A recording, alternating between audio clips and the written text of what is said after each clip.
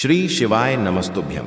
हर हर महादेव। दोस्तों, आप सभी लोग जानते हैं कि 27 अगस्त 2025 यानी बुधवार को पड़ रही है गणेश चतुर्थी। और दोस्तों, यह वह तिथि है जो भाद्रपद महीने में पड़ने वाली सबसे बड़ी तिथि है, क्योंकि इस दिन भगवान गणपति जी का जन्मोत्सव मनाया जाता है और इसका बहुत ही बड़ा और विशेष महत्व होता है। पूज्य गुरु जी ने कहा है कि अगर कभी भी मौका लगे और गणेश चतुर्थी बुधवार को पड़ जाए तो आप लोगों को 7 दूर्वा दूब घास का उपाय तो अवश्य ही करना चाहिए। दोस्तों, यह संयोग बहुत ही कम आता है और पूज्य गुरु जी ने अपनी गणेश महिमा की कथा में बताया है कि इस दिन आपको 7 दूर्वा वाला उपाय अवश्य करना चाहिए, क्योंकि ऐसा दिन पूरे साल में सिर्फ एक ही बार आता है।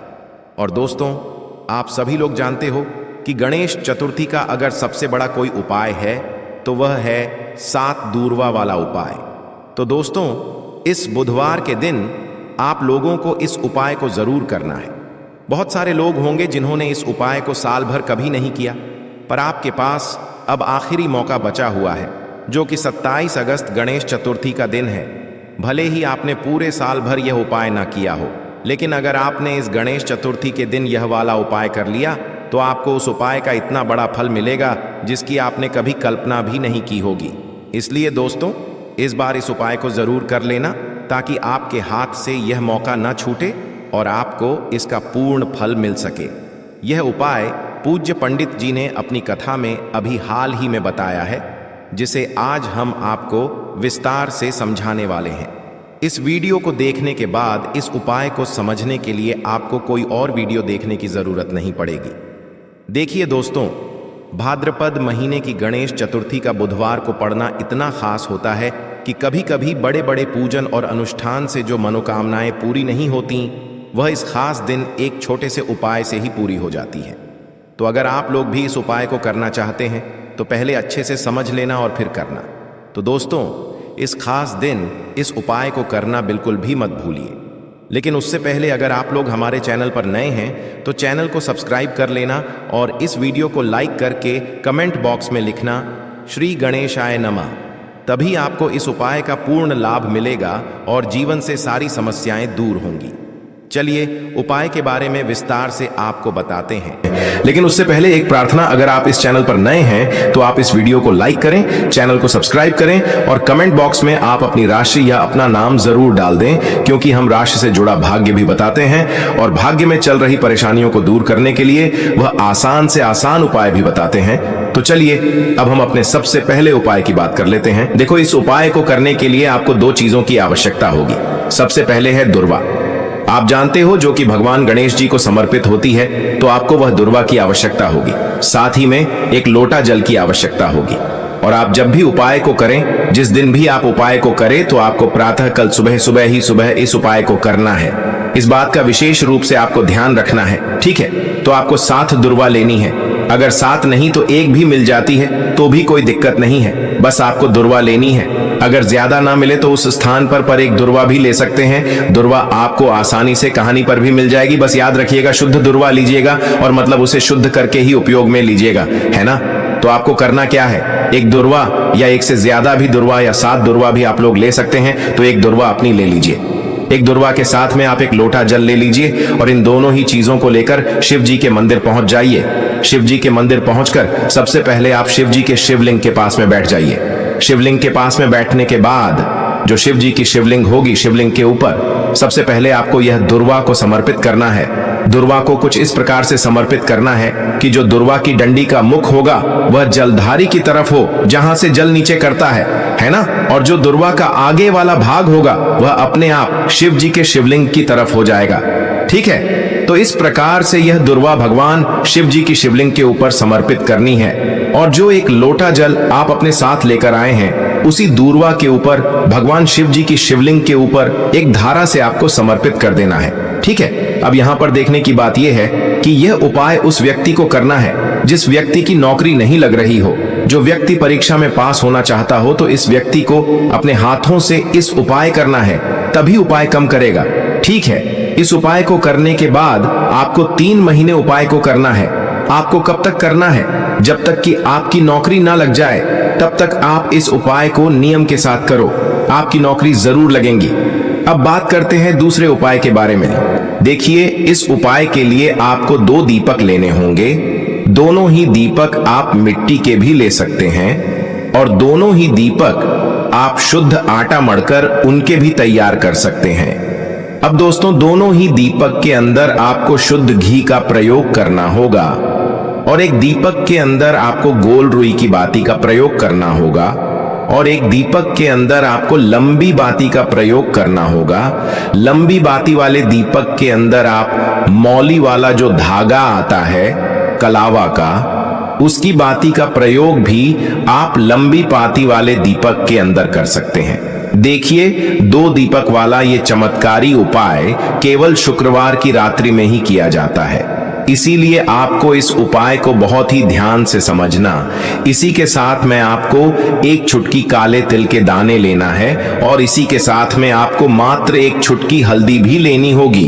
अब दोस्तों, ये सभी सामग्री लेकर के आपको रात्रि के समय पहुंच जाना है अपने घर में, जहां कहीं भी तुलसी जी का पौधा, तुलसी माता का निवास स्थान है, वहां पर देखिए दोस्तों, सबसे पहले तो आपके पास जो एक गोल बाती का दीपक, उसे आपको तुलसी जी के वहां पर प्रज्वलित करना है। दीपक को प्रज्वलित करते समय आपको ओम नमो भगवते वासुदेवाय इस मंत्र का 11 बार जाप कर लेना है। अब देखिए दोस्तों, आप जो एक चुटकी काले तिल के दाने लेकर के आए हैं, उन्हें आपको अपने सीधे हाथ में रखना है और जो आपने गोल बाती वाला दीपक प्रज्वलित किया है माता तुलसी जी के वहां पर, उसके ऊपर से आपको इन एक चुटकी काले तिल को गड्ढी की दिशा में घुमाना है। आपको अपना नाम और अपनी गोत्र को बोल देना है और फिर आपको इन काले तिल को उससे जलते हुए दीपक के अंदर डाल देने हैं। देखिए, काले तिल भगवान विष्णु के पसीने से उत्पन्न हुए हैं और जब भी हम यह दीपक पी की रात्रि में प्रज्वलित करते हैं तो इससे हमें हमारे कर्ज में राहत मिलती है, हमारे जीवन में धन प्राप्ति के नए नए मार्ग खुलते हैं। हमारा अगर कोई भी कार्य रुका हुआ है तो वह भी परिपूर्ण होता है। देखिए, गोल बाती का जो दीपक है, विशेषकर हम माता तुलसी के वहां पर भगवान विष्णु और माता लक्ष्मी के निमित्त प्रज्वलित कर रहे हैं। इस प्रकार से आपको ये दीपक प्रज्वलित कर देना है। अब जो आपके पास लंबी बाती का दीपक है, एक छुटकी हल्दी है, तो इससे आपको लेकर के पहुंचना है अपने घर के मंदिर में। आपके घर के मंदिर में माता लक्ष्मी की जो भी प्रतिमा ही मूर्ति है, उनके सामने सबसे पहले तो आपको ये लंबी बाती का दीपक रखना है। फिर आपको दीपक को प्रज्वलित कर देना है। दीपक को प्रज्वलित करते समय आपको ओम महालक्ष्मी नमः इस मंत्र का जाप करते रहना है। अब दोस्तों, आपके पास जो एक चुटकी हल्दी है, उसे आपको अपने सीधे हाथ में रखना है और इस एक चुटकी हल्दी को आपको उस दीपक के ऊपर से 11 बार घड्डी की दिशा में घुमाना है और आपको ओम महालक्ष्मी नमः मंत्र का जाप करते रहना है और इस एक चुटकी हल्दी को आपको उसे दीपक के अंदर डाल देना है। देखिए, एक चुटकी हल्दी वाला जो दीपक है, आपके जीवन से दुर्भाग्य को समाप्त करता है। माता लक्ष्मी की आपको कृपा प्राप्त करवाएगा, धन प्राप्ति के आपके जीवन में नए नए मार्ग बनाएगा। देखो, अगला उपाय है, वो भी बहुत ज्यादा खास है। तीनों उपाय को आप जरूर सुनना, क्योंकि जो आपको अच्छा लगे वो उपाय आप कर सकते हैं। देखिए, इस उपाय के लिए आपको 2 हरी इलायची लेनी होगी। हरी इलायची आपको साबुत लेनी है, खंडित नहीं होनी चाहिए। और इसी के साथ में आपको मात्र थोड़ा शहद लेना है। शहद आपको मात्र आधा चम्मच या फिर उससे भी कम ले लेना है। और इसी के साथ में आपको एक दीपक ले लेना है। दीपक आप चाहे तो मिट्टी का भी ले सकते हैं और आप चाहे तो शुद्ध आटा मढ़कर उसका दीपक भी आप तैयार कर सकते हैं। इस दीपक के अंदर आपको मौली का जो धागा आता है, कलावा का, उसकी बाती का प्रयोग करना होगा। यानी कि इस दीपक के अंदर आपको लाल रंग की बाती का प्रयोग करना होगा और इस दीपक के अंदर आपको शुद्ध घी का प्रयोग करना होगा। अब ये सारी सामग्री लेकर के आपको अपने घर में जो भी मंदिर है वहां पर पहुंच जाना है और आपको माता लक्ष्मी के किसी भी स्वरूप के सामने बैठ जाना है। अगर माता लक्ष्मी की फोटो है, माता लक्ष्मी की प्रतिमा है, तो उनके सामने आपको बैठ जाना है। अगर माता पार्वती की प्रतिमा है तो उनके सामने आपको बैठ जाना है, यानी कि किसी भी माता के स्वरूप के सामने आपको बैठ जाना है। अब देखिए, सबसे पहले तो आपको माता रानी के सामने थोड़ी सी चावल की ढेरी बना देनी है, यानी कि थोड़ी सी अक्षत के दाने आपको माता रानी के सामने रखना है। उसके बाद आप जो एक दीपक लेकर के गए हैं, उस दीपक को आपको उन्हीं चावल के दानों के ऊपर रख देना है और फिर इस दीपक को आपको माता रानी के सामने प्रज्वलित कर देना है। देखें, इस दीपक को प्रज्वलित करते समय आपको ओम महालक्ष्मी नमः इस मंत्र का लगातार जाप करते रहना है।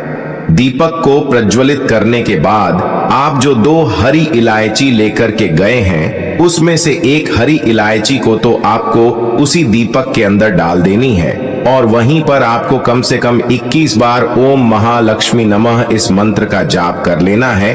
अब आपके पास जो शहद है और एक हरी इलायची है, उसे सीधे आपको लेकर के पहुंच जाना है। भगवान शिव के मंदिर में पूज्य गुरु जी ने बताया है कि यह उपाय आपको सिर्फ और सिर्फ शाम के समय ही करना होगा। शाम को जब भी सूर्यास्त का समय होता है तो उस समय आपको ये उपाय करना है। लेकिन सबसे पहले तो आपके पास जो एक हरी इलायची है, उसे आपको उस शहद के अंदर अच्छे से डुबो देना है, यानी कि शहद का लेपन उसे हरी इलायची के ऊपर चारों तरफ आपको कर देना है। अब यह जो शहद से युक्त हरी इलायची है, इससे आपको भगवान शिव के शिवलिंग पर अर्पित कर देनी है और आपको वो श्री शिवाय नमस्तुभ्यम इस मंत्र का लगातार जाप करते रहना है। फिर इसके बाद आपको एक लोटा जल भी अपने साथ लेकर के जाना। तो यह एक लोटा जल भी आपको धीरे धीरे शिवलिंग पर समर्पित कर देना है और आपको श्री शिवाय नमस्तुभ्यम इस मंत्र का जाप करते रहना है। फिर इसके बाद आपको अपने घर आ जाना है। इस प्रकार से आपको ये उपाय कर लेना है। तो चलिए दोस्तों, जान लेते हैं गुरुजी द्वारा बताए गए दूसरे उपाय के बारे में। देखिए, इस उपाय के लिए आपको लेना है 11 चावल के दाने। गुरुजी ने कहा है चावल के दाने खंडित नहीं लेने हैं, बिल्कुल साबुत होने चाहिए। उसके साथ में आपको लेना है एक बेलपत्र। बेलपत्र का भी एक नियम है, अगर आपके पास बेलपत्र नहीं है तो आप शिवलिंग से उठाकर उसको पुनः शुद्ध जल से धोकर इस्तेमाल कर सकते हैं। इस प्रकार आपको बेलपत्र लेना है। इसके बाद आपको एक लोटा जल लेना है। अब ये सब सामग्री लेकर आपको जाना है महादेव के मंदिर में। देखो, अब आपको उत्तर साइड में खड़े हो जाना है और सबसे पहले आपको एक बेलपत्र अपने हाथ पर और 11 चावल दाने रखकर शिवलिंग के ऊपर अपना नाम और गोत्र बोलते हुए समर्पित कर देना है और ओम नमः शिवाय श्री शिवाय नमस्तुभ्यं का लगातार जाप करना है। अब आपको जो एक लोटा जल साथ में लेकर आए थे, उसे धीरे धीरे बेलपत्र और चावल दाने के ठीक ऊपर आपको समर्पित करते जाना है और शिव पुराण के मूल मंत्र श्री शिवाय नमस्तुभ्यं का 11 बार जाप करना है और अपनी मनोकामना बोलते जाना है। देखो, बस छोटा सा उपाय करना है, देखना एक दिन आपके सब काम बनने लग जाएंगे।